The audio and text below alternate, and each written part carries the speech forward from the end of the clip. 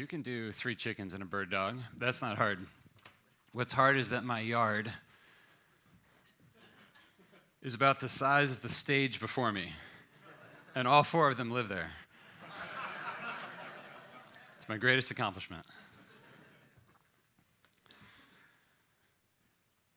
I wrote you a letter this morning. Actually wrote it last night. Brought it with me.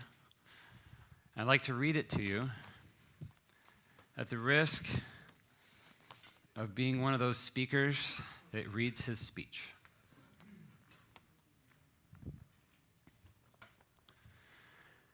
Dear breakfast strangers, I've only met a few of you. I've enjoyed meeting all of those that I've met. But I'm going to use that word for a second. I do not know what it means to serve you today, though I endeavor with all I have to do so this morning. What an honor and a challenge before me. I've chosen to begin by reading because I fear I might miss a great opportunity otherwise. That of speaking the most truth I can to you, so that you may experience the grace and the love that we at Canlis have experienced. I fear that if I do not read to you, I will be tempted to gloss over the hard parts and make Canlis more beautiful than it really is. I fear that I'll choose my reputation, that is, what I want you to think of me, over the best parts of my message, and in so doing, rob you of the same gift that I have been given. My whole life, I've been taught to love people the way that I believe God loves us. That is, with so much grace, with so much acceptance, with such abounding freedom. Take heart, dear complete strangers who I'm speaking to this morning. This is no sermon, and I am no saint. Allow me to tell you, however, my favorite story, and then we shall talk about business. Early in the New Testament is a story about 2 men who are following Jesus through a desert. I'm pretty sure they think he doesn't know they are following him. But in the story, Jesus turns around and asks these men, "What do you want?" I have to be honest, I've not really studied this passage, and my brother is the pastor. So if I screw it up, you can correct me wherever he went. There he is.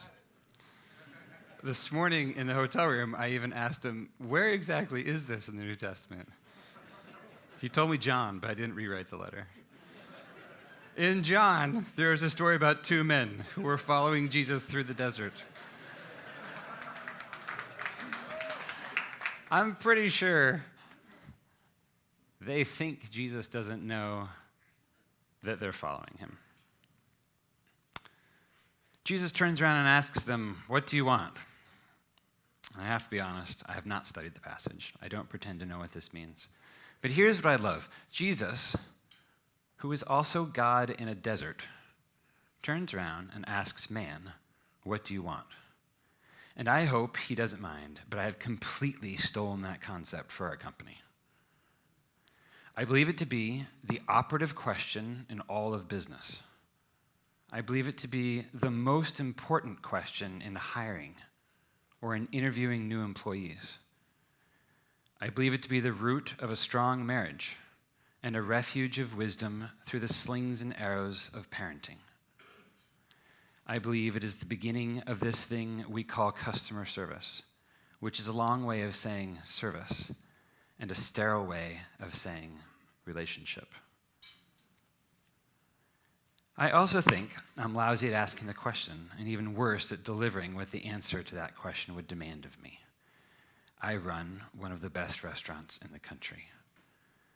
But be it at the restaurant or other parts of my life, it is I who gets in the way of great service. At my core, I am selfish.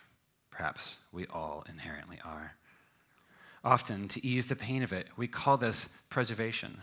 But what I want to share with you today is that putting someone else first, that is to say, having the guts to actually ask the question, "What do you want?"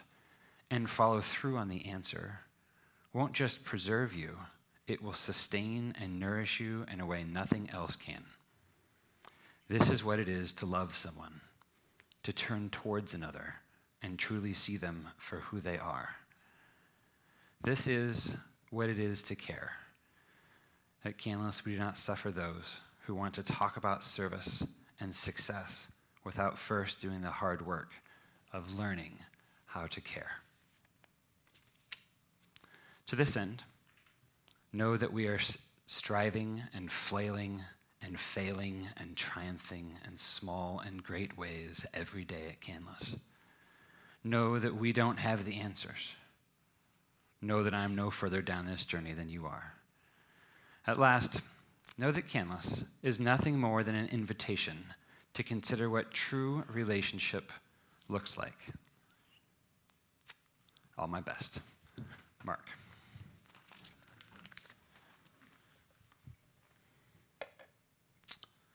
I wanted to read that to you in lieu of showing you a movie.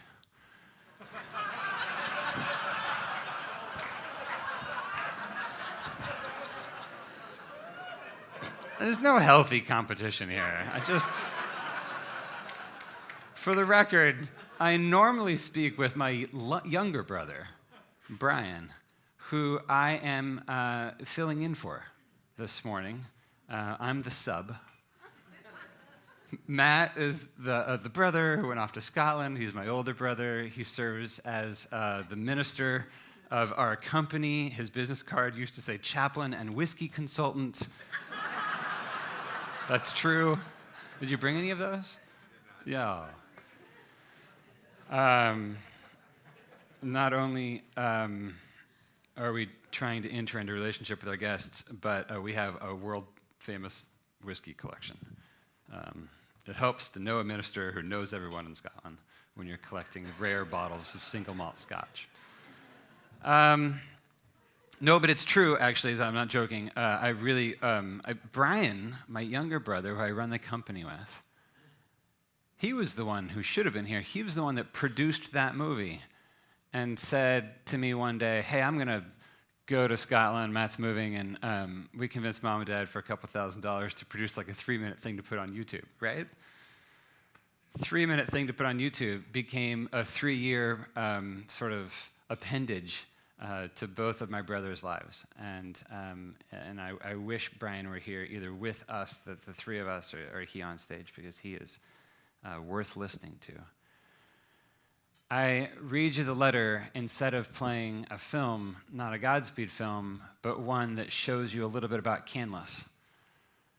Put it all up there in its beauty, its 70-year-old stunning architecture, the golden hour of sunset, the crisp ironed tablecloths, the food, the slow motion toasting and champagne bubbles that rise. It's all there on the internet. You can check it out if you want. It would make me look great. It really would. It's a fantastic restaurant.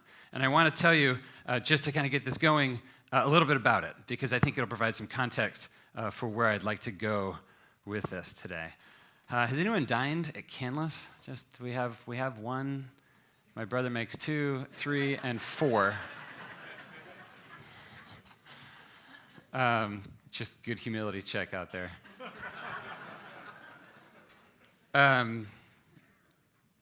Thank you to the 4 of you. Can I give you, at least since the rest of you don't know much about it, I'm going to presume, maybe like 3 minutes history of what is a 110-year-old legacy in this company. My great-grandfather was a Greek runaway. He's from the island of Lesbos. And as family rumor has it, he swam from Greece to Turkey.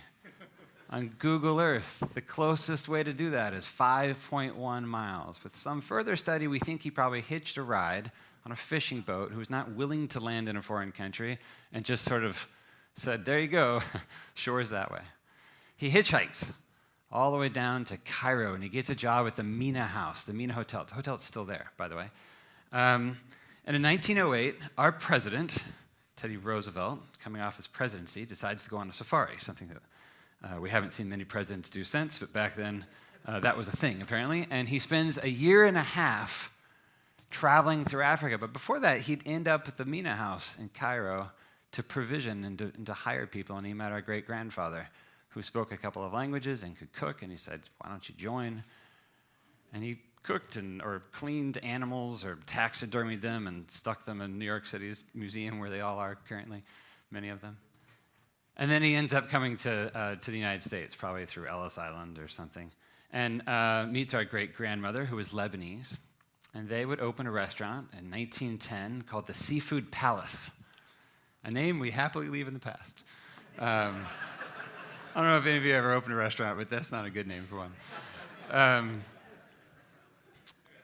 1910 is 108 years ago, so that's about the age of this. Did I do my math right there? Yeah. That's about the age of our company, if you will. They had several children, one of whom was our grandfather. His name was Peter Canlis, and he, in the family tradition, also runs away from home. He goes to Hawaii. He swam. Why are you laughing? No, and kind of runs away from the business a little bit, but Pearl Harbor would suck him in. And he remembers Japanese Zeros flying over, and like many people in Honolulu at that time, ends up helping out on base and being pulled in that way. Peter Canlis had what we in the family call a healthy self-esteem, which is Christian for a large ego. And he was sort of in a verbal thing with the guy on base. So at the USO, the newly minted USO, which was formed to sort of support our troops and families in the war, he said, I think I could cook better, and he got under this guy's skin. And the chef throws in the towel and says, you think you can do it better, go for it. So he does, which is exactly what he wanted. And he takes over all the food at the USO, and by the end of the war, he's serving about 3,500 meals, 3,000 to 4,000 meals a day. Quickly becomes known as sort of the spot to eat.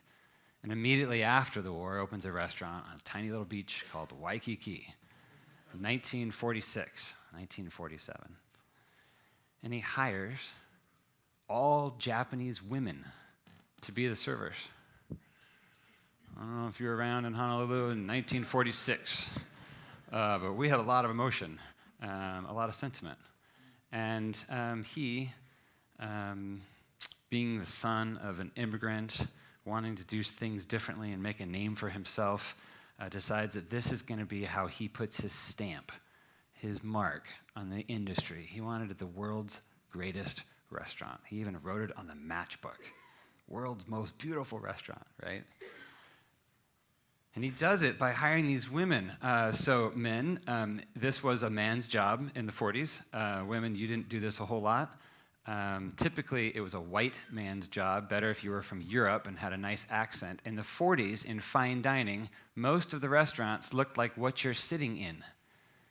Large rooms, French-inspired chandeliers, Baroque-inspired, Louis XIV-inspired, gilded mirrors, and what do you call this stuff? A trim around the tops and the bottoms of the molding, crown molding, right? And service was done typically by European men. That's where we took all of our cues. So was our food, by the way. We took all of our cues in this country from Italy and France and England. We didn't really have a cuisine of our own at that time, so we were learning from them, and we also took our service cues from them. But for some reason, he thought these women did it a whole lot better, and they did.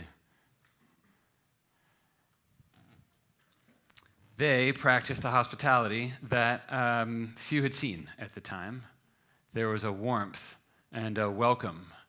There was an honesty and an openness. There was a genuine sense of us and team, not of I and me. And that's a tradition that we kept for many, many, many years.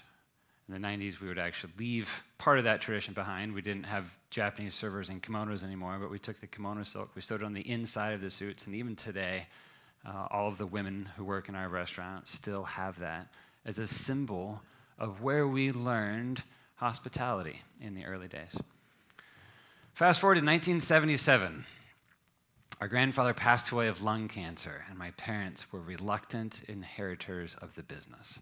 And by reluctant, I mean Peter Canlis knocked on the teller window of Dad's bank and said, "I'm dying of cancer, and I'd like you to take over the company." And Dad said, "Let's talk." I don't want to. But he would eventually. He said, as long as I can do it my way. And his way was to put Mom in charge. I mean, that's a shortened version of the story, but I said I was going to do this in 3 minutes. I'm already like 6 in. I remember Dad coming home at some point when I was a kid and saying, I don't think it's working, just me running the restaurant. He was being overly humble, but he also wasn't. The restaurant was flagging. It was failing in sales. It was losing market share. It did not have the same reputation. He said, "I need your mother, so I'm taking her. She no longer is going to be in the house. She's going to be running the company. Put her in charge." And together, they completely reinvigorated that company. That was 95 timeframe. Today, we've been blessed with a lot of accolades, a lot of awards, hopefully one more in a couple days. And I would love to be back on stage Monday night. We've been nominated as the best restaurant in America, which is worth clapping for, maybe. Let's be honest, I don't think we're going to get it. That's the James Beard Foundation, does these incredible awards. It is easy to think that we have it figured out. But if any of you looked at that little syllabus thing, that's why I titled the speech something to the effect of "Trying to run the world's best restaurant and other mistakes that I've made." Can I just tell you what it's like inside this place? Things that have happened in the last 2 years from the CEO of the company. Stubbornness. That's me. Overconfidence. Indecisiveness. Anger at God for results. Better at upholding the values of my company with my staff than my wife. A scarcity mentality in the midst of much blessing. Not getting permission to share in order to get public praise on stage. Pride. Failed to share the truth of God when I had the opportunity. Acting out of insecurity. Laziness. I wrote pride down twice. I can't believe that. It's not that bad. Maybe it is. Greed in place of security, in place of faith. Taking credit for things God has done. Medicating with food, alcohol, self-indulgence, and distraction. I want to tell you about the industry that I believe we're all in. The business of relationships. How many of you run a lighthouse? Exactly. Wait, one. That's amazing. For real? Oh man, I so want to talk to you if you actually do. Because in all the speaking I've done, no one has ever run a lighthouse. And I'd love to know if this point actually works or not. My hunch is that we're all exactly in the same business. That is the business of relationships. Somebody asked me yesterday, or as we were checking in, what is good about your restaurant? Like, what's the deal? Like, what are you good at? And I said, people. We're really good at people. And it's never the answer people expect. They're expecting us to say food, wine, service, clean restrooms. You don't dine at a restaurant, not one like mine, not one that's going to charge you a fortune, by the way. It's a very expensive, dinner-only, fine dining establishment.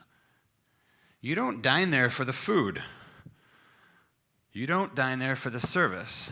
And even though our restaurant is 400 feet up in the air, perched over a cliff, overlooking a lake and a mountain range, and is essentially all windows, which I would have loved to have shown you, you don't come for the view.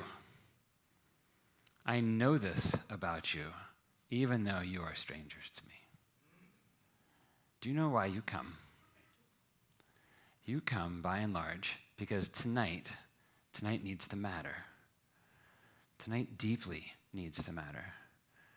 You arrive on my doorstep in a very vulnerable place, in a place of need. You come because tonight is your anniversary. And maybe all week long, you have done a poor job of showing your love and maybe relied too heavily on one reservation. You come because it's your daughter's 21st birthday, a night that will never happen again, and you wish to honor her. You come, as guests did 2 nights ago when I was in the restaurant, because in 2 days, you're going to have a C-section. And Lord willing, for the rest of your life, you'll be a parent. And tonight is the last night out between you and your husband. Or so it seems. You come because you're celebrating a business deal, or maybe walking away from one. And there's not a businessman in Seattle that I haven't watched do that. You come to celebrate something that may never happen again. You come to my place because you believe it's safe. That's to say, you believe that you can bring that thing to us, and then we will uphold it. We will cherish it. We will honor you by caring for it. You come because we are a safe place. You come seeking safety, refuge. The most important value at Canlis is trustworthiness. Trust, generosity, other-centered. Those are our values. We haven't accomplished them. I believe values for a company are aspirational. They're not things that you accomplish. They're things that you're hoping to become. Trust, most importantly, because I think it's the currency of relationship. Sort of like the dollar is the currency of the economy. If we think about this a little bit, your spouse trusts you. Your best friend is probably the most trustworthy person. Your cats are weird, but your dog trusts you. I don't care what relationship you're in. It's the thing that makes it work. Therefore, it's the most important thing to us. And at the front door of our restaurant, when you walk in, right before you on the wall is this huge corridor, a corridor made of ancient cypress. Ours is about 320 years old. A corridor was the innermost of 3 doors on a Japanese treasure house. In ancient Japan, in the little villages in particular, everyone stored their most valuable possessions in a common place, in sort of a vault, if you will, the village vault. And in this place, you took the family heirlooms and you placed it there. And this door was the inner sanctum. Behind it, you placed your most special things. When Mom learned that story, she took that door and she hung it right on the wall in the front of our restaurant. She said, "This is what we've been doing. We have been safeguarding and protecting what is cherished and most valuable to people. Let's not forget it." Trustworthiness, it turns out, is tough. I already read you the list of things that came to mind last night at 12:30. You should see the list when I'm fully awake. I want to encourage you, though, that it's worth it. I think it's really worth it. Hold on a second. Where did I put? Oh, it's right here.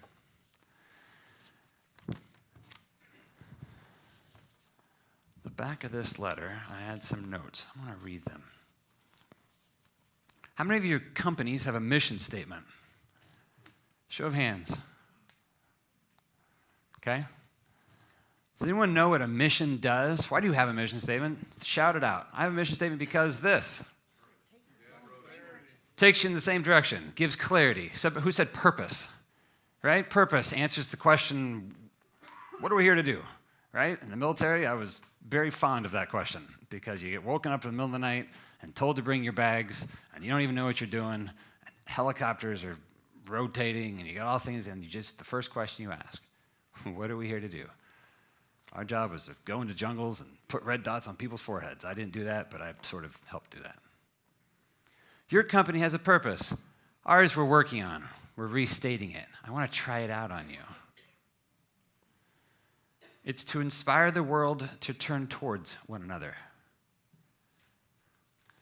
To inspire the world to turn towards one another.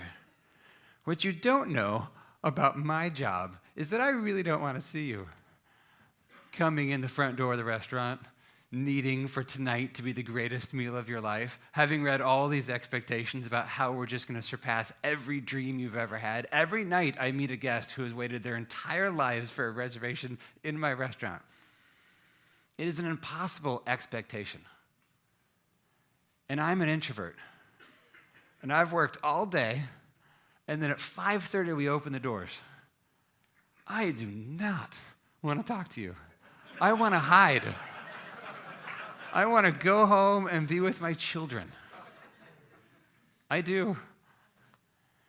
But every night at some point, guilt or responsibility or courage, I don't know what happens, I find myself on the dining room floor and I find myself meeting people face to face.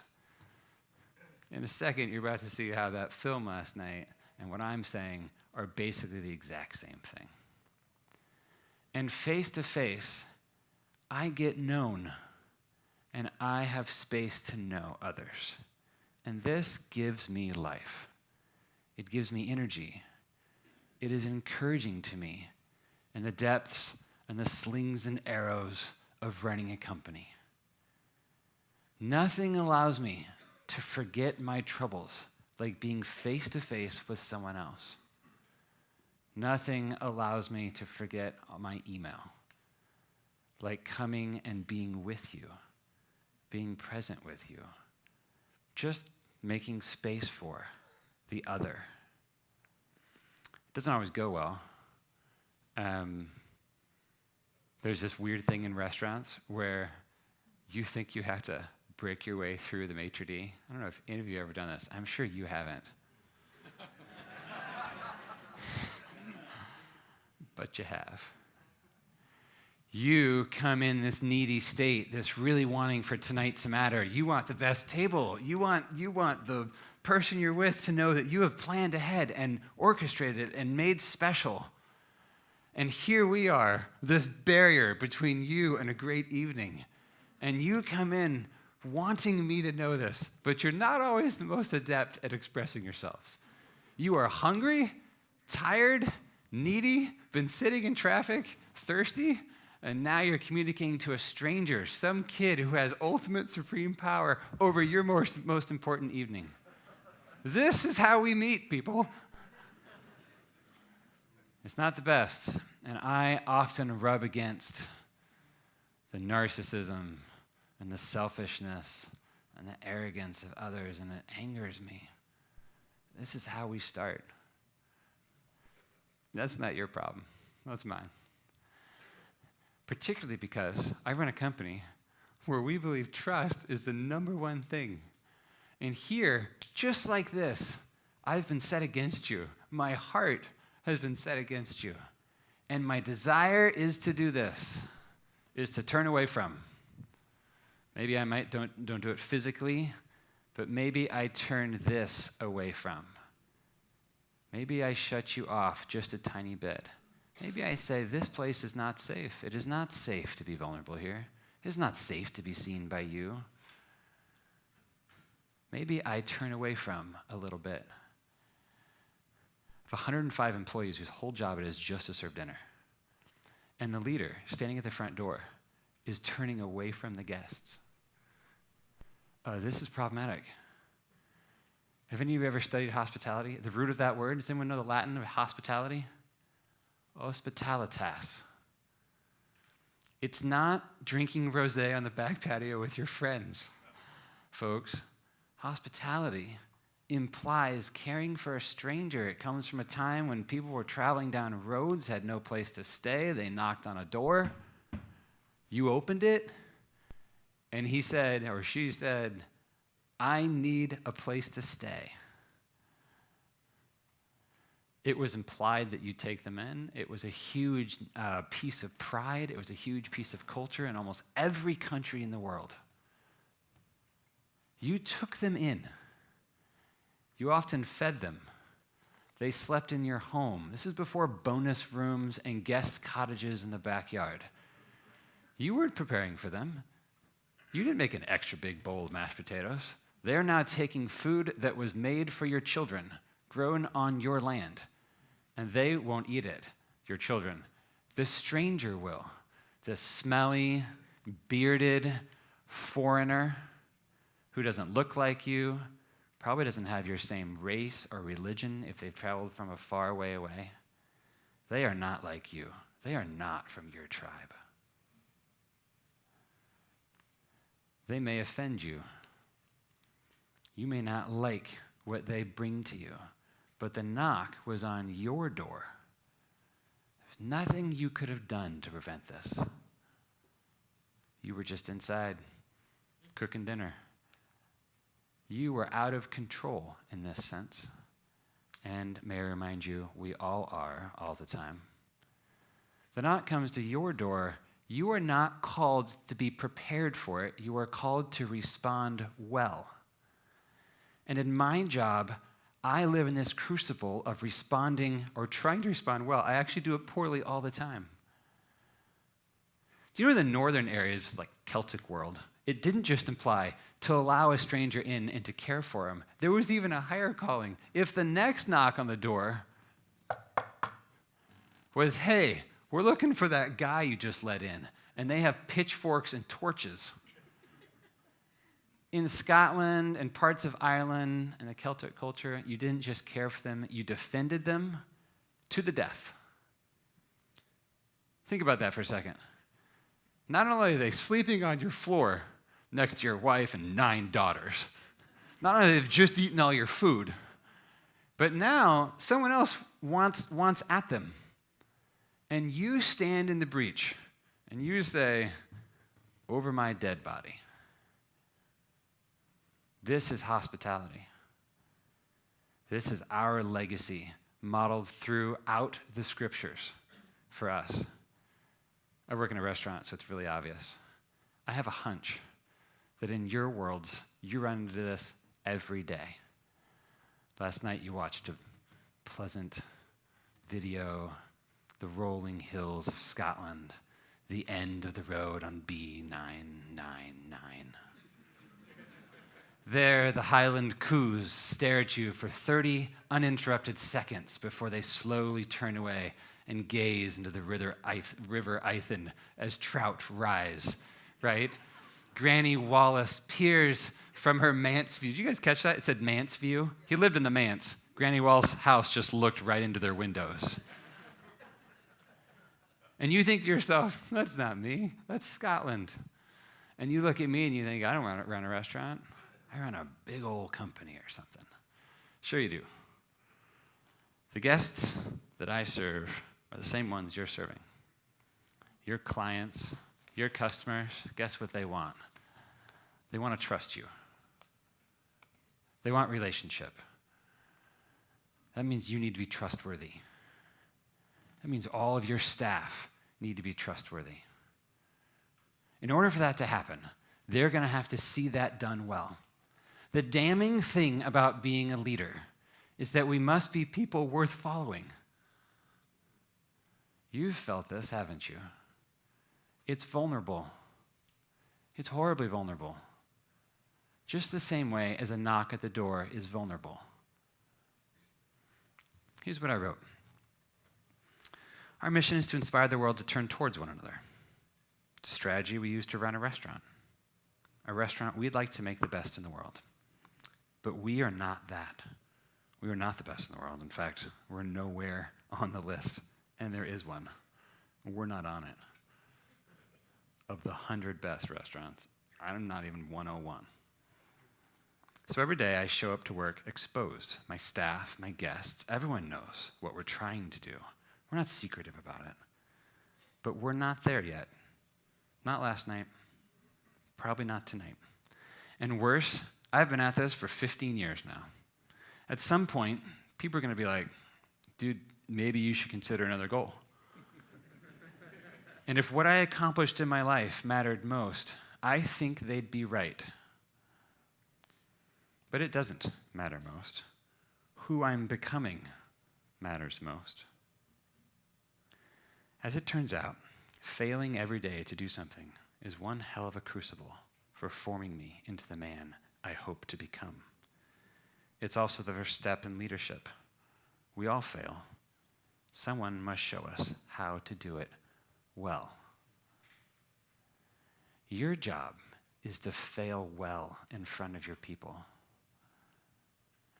Your job is to be vulnerable. It's to be exposed. It's not to have the answers. It's not to know what you should do. Anyone take over your company and have a manual that says, here's how you should run it for the next 30 years? I didn't. There is no manual. And therefore we know if there's no manual, we have the freedom to respond. Think about that. We have the freedom to respond well. When I'm hiring an employee, I have one question that matters. We have a vicious hiring process. We bring you in, we interview you a few times, we make you work for 9 hours with us, and you don't know what's going on. Then we sit you down at the end of all that. We interview for you a couple times, and if we like you, I sit down. And I want the answer to one question. How will working at Canlis help you become who you're hoping to become? Do you see that?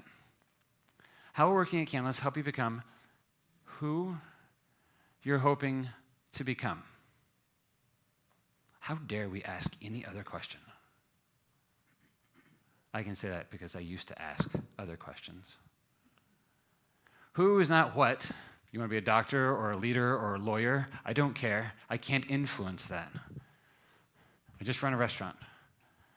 What you want to become is up to you. And by the way, if any of you work with millennials or folks in their 40s, we don't know anyway. And we won't for another 30 years. Who you want to become, we all know. How many of you have a mentor or a hero? And if I asked you to describe that person, really describe them, really tell them, I do this in an interview. I'd be like, oh yeah, who do you deeply respect? Maybe a professor, or a grandparent. Oh, Professor Stippy. Oh, from the University of Washington. I know Professor Stippy. He's a terrible man. You just sort of see them it's like, oh, your grandmother? What's her name? Yeah. Irene Johnson? Wow, really? She's your grandmother? It's great. It's a hoot. It's a good time. It's midnight, and now I'm insulting your grandmother. And here's why. That feeling, that reaction, which, by the way, defensivism can turn into turning away from, that's what I want to dig into. What did you feel when I insulted your grandmother? You don't know her. You don't know my grandmother. You don't know the kind of woman, her work ethic, her integrity, the initiative, the love, the deep, true love. Okay, all those things this prospective employee has just said to me, we've just hit on the nail of what and who they're hoping to become. You have it too. You think about the people that you deeply respect. You think about why you respect them. That's the answer to who. And we as leaders, if we're bringing people into our company without asking this question, without caring enough to ask, what do you want? What are we doing? Oh, sure, we're making money, and that's important. At Canlis, it's super important. It's our favorite rule. The rule goes like this. If you don't make money, somebody else gets your company. If you don't make money, you have to do something else. Like in soccer, if you kick the ball out of bounds, the other team gets a throw-in. And in business, as best as I can understand the rule, if you don't make money, somebody else gets your stuff. It's a terrible strategy. If I was your coach and we went into the World Cup final game and it's 2-2, it's tied at halftime, and we're all sitting here like in the locker room and the 100,000 fans above us cheering and doing that European chant thing that's so cool. And I stand up here and I'm like, you guys, it's halftime. We have 45 more minutes. I want you to go back out there, stay on sides. Don't touch the ball with your hands, and do not, whatever you do, kick it out of bounds. Super inspiring, right? If I explain to you the rules in the middle of the game of your life, what's missing here? Profitability is a rule. You can break it if you want. I've done it. We've lost money. It's not fun, but you can survive. If you break it too many times, you're not going to survive very long. It's a rule. It's a lousy strategy. May I suggest, no, I'm not going to suggest it. May I be super clear about our own strategy? A bit of a working experiment in a little restaurant way north of here. That asking the question that Jesus asks us, which, as I learned in the bathroom as I got out of the shower, is the very first question he asks in the Bible. What do you want? And Matt even said in another translation, what are you searching for? What is it that you're searching for? May I suggest that that is a fantastic strategy for those of us that lead people or are selling things to people who crave relationship.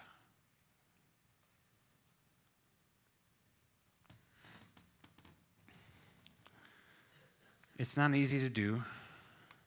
What I want is to be trustworthy and generous and other-centered. I already read you the list. I fail at it constantly. I wish I could tell you how many times we've let guests down who come through our doors knocking and who leave disappointed. So many times. That's okay. We're not called to have the answers. We're not called to do it perfectly. We're not called to do it right. We're called to be present with. We're called to respond well to our parish, if you will, which for me doesn't look like a sleepy town at the end of B999. To me, it looks like a lot of employees, children, a busy company, demands on my time. My parish is that restaurant in so many ways. And am I present with them? Am I willing to be seen? Am I seeing them? I hope so. I don't know if that'll get us an award on Monday night. I don't even know if it'll sustain a 4-generation-old restaurant company. If I'm honest and super courageous, I don't think it matters that much. What matters is who we're becoming. That's what God is asking you, isn't it? What do you want? Do you want to follow me? The men do want to follow him, as it turns out, and they head off to the desert. And to be honest, I haven't read John 1 in a long time. I'm pretty sure it turns out well for them. My hope is that it turns out well for you. May God bless you on this day of prayer. Thanks for having me.